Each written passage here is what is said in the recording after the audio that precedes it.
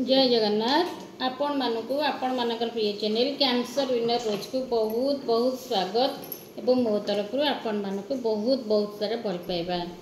केमती अच्छी भलरे थांतु खुशी रे थांतु एवं जगन्नाथ महाप्रभुंकर आशीर्वाद आपण मानक ऊपर सब बेले बरसु थाउ। आज जड़े भाई मते कमेंट सेक्शन में पचारि जे आपणकर कौन सिम्पटम्स देखा जाइतिला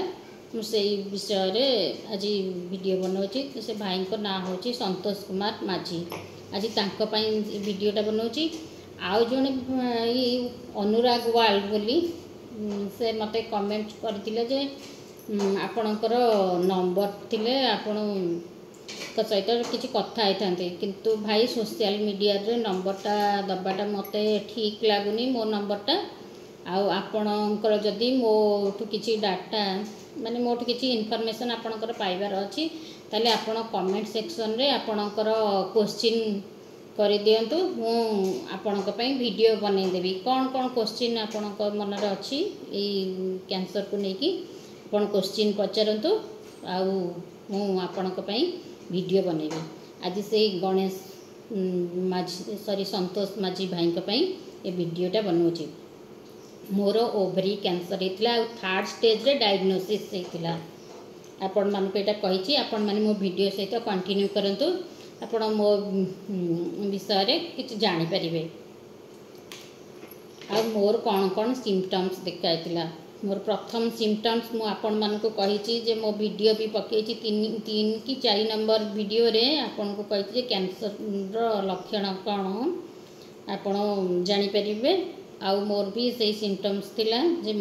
आउ सिम्पटम्सटा पेशेंट को पेशेंट अनुसार भ्यारी करे आ को जगार कहार हेची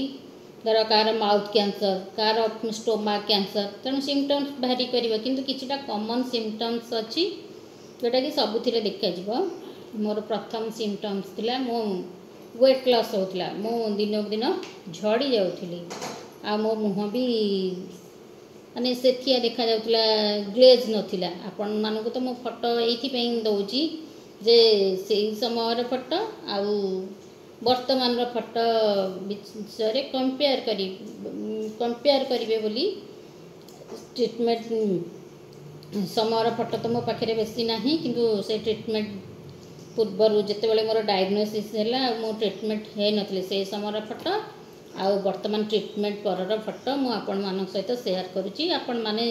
मते देखिले जानी परियो ट्रीटमेंट पर कौन केमती गोटे पेशेंट रिकवरी करची आ मु नॉर्मल अच्छी मोर सब किछि जिंस नॉर्मल अच्छी मोर 3 मास रे वर्तमान चेकअप होची 3 मास रे मु डॉक्टर पाखु जाउची आ मोर चेकअप होची आउ ब्लड टेस्ट होची आउ मते सार विटामिन देछंती आउ गोटे टैबलेट देछंती एले मो किछि विटामिन खाउनी कारण हमर खाइबारु सब विटामिन मिली जिवो आ मु भी गोटे पेशेंट कोन कोन खाइबो से विषय रे वीडियो भी बनेछि आपण माने देखंतु जदि ये करते मु आउ टिके भी वीडियो बनेबी देबी। आउ प्रथम हला आपणकर कोन कोन लक्षण देखा जाय प्रथम मोर तो वेट लॉस हेतला दिन दिन मु झड़ी जाउथिली आउ मो देह भी सेथिया देखा जाउथला किंतु मोर हीमोग्लोबिन 13 थिला। आ द्वितीय लक्षण मोर देखा जाउथला मोर झाड़ा क्लियर होउथला बेले बेले झाड़ा क्लियर हो नथला मते माने झाड़ा लागुथबो मु जाईबी जीबी किंतु मो झाड़ा हुएनी मते बहुत माने कष्ट कष्ट लागे आउ एथिरे भी झाड़ा क्लियर हुए नाही पेशेंट मानकर। आउ तृतीय लक्षण मोर थिला मो तली पेट दरज हुए आउ फुली भी थिला अल्प मात्रा रे फुली थिला टाण भी थिला तृतीय लक्षण। चतुर्थ लक्षण मोर कौन थिला चतुर्थ लक्षण थिला मते हेवी एसिडिटी होतिला बांती होतिला बेले बेले पित्त बांती होतिला आ डेरी रे खाइले खाइबा भी जहा खाउतली से भी बांती हो जाउतिला बेले बेले बांती होतिला। तापर लक्षण कौन होतिला ना मते बहुत थक्का लगुला माने बेसी काम धंदा अल्प टिके कले मते बहुत थक्का लगुला मु बेसी काम धंदा करि पारु नथली आउ तापर लक्षण थिला मो अंटा पेन होतिला बहुत जोर अंटा पेन हुए कारण ए रोग रे कहीं गोटे पेसेंट को कष्ट हुए अंटा बिंधा हुए कि दरज भी हुए तलपेट कारण जो ये नॉर्मल जीवाणु ऊपर कैंसर जीवाणु भारी माने चढ़ी कि रुहंती तेणु नॉर्मल जीवाणु जी परिमाण आमर जीवाणु मल्टीप्लाई सॉरी जो सेल मल्टीप्लाई हुए जे नॉर्मल सेल ठू अधिक तेजी माने अधिक जोर कैंसर जीवाणु बढ़ती तेणु नॉर्मल सेल ऊपर कैंसर सेल माने चढ़ी की रहे तेणु गोटे पेसेंट को कष्ट होता है तेणु यही सब लक्षण देखा मु बेसी किसी माने दीर्घ 2023-24 2 वर्ष मु कौन खाद्य भलसे खाई नथी अल्प टिके भात केते खाए केते फ्रूट्स खाए केते माने छेना टिके खाए एमती अल्प टिके खाद्य खाई मु रोली किंतु आपण मानक पूरा गोटे दुईटा जिनस मु कहूँ आपणकर जदि भी डायग्नोसिस होती कि आपन को किसी डाउट लगुच ताले आपण जाइकी चेक कर दिंतु हॉस्पिटल जातु आउ सेठी हॉस्पिटल डॉक्टर आपन को निहाती गोटे अल्ट्रासाउंड करेंगे आ ब्लड टेस्ट करेंगे से आपड़ जानीपारे आ जदि भी जार डायग्नोसिस होती आमको रोग होती भी बहुत एडवांस टेक्नोलोजी बहुत एडवांस कलानी तेणु ये रोग आउ लोक सेमती मरु नाहांती मु जानिबारे जिते भी पेसेंट मानक मो हॉस्पिटल देखी प्राय से माने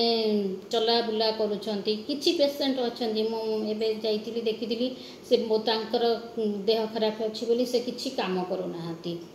रे आमे मु कोनोसी पेसेंट को बेड रे पड़ी रहिबार देखिनी मु जते जो वार्ड रे भर्ती हेतिली मोर सर्जरी पई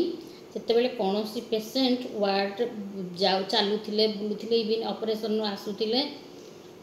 टिके दुर्बल ये होते किंतु ताकू डॉक्टर जबरदस्त चलाउथिले काहाकू किए बेसी दुर्बल होता है किए कम दुर्बल होता है धीरे धीरे किए अल्प चलू था किए बेसी जोर चलता है किंतु समस्त को चला जाउथिला तेणु गोटे पेसेंट एमती बेड रे पड़ी रुहेनी आप मनरू भी बाहर कर दिंतु जे मु गोटे पेसेंट मु बेड रे पड़ी रही यही धारणाटा आपण मनरू बाहर कर दिंतु आ एई रोग मु जेते जण पेसेंट को देखी आ मो निज सहित जे ए रोग जदि आपण माइंड रे एवं बॉडी रे एक्टिव रहिबे ए रोग आपण को छाड़ी पळेबो तेणु आपण मोर रोग हेची मु जने रोगी मु किछि करिबिनी एई सब धारणा मनरू काढी दियंतु आपण निज काम जेमती नॉर्मली करूथिले सेमती करंतु ए रोग आपण को किछि करबेन रोग आपण को डरी की पळेबो आपण रोग को डरी की बेड रे पड़ंतु नाही एटा मोर गोटे बहुत बड़ मेसेज सबू पेसेंट मानक सबू रोग पे आपण माइंड स्ट्रांग रुहंतु एवं बॉडी रे भी स्ट्रांग रुहंतु जदि आप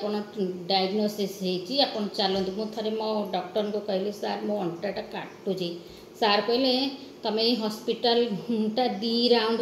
मारिक आस अंटा भल हो तेणु मु सबु बेले निजको एक्टिव रखा चेष्टा करे एक्टिव एबे भी मु मो घर काम सब करुँची प्रतिदिन घर पोछुची ओलौची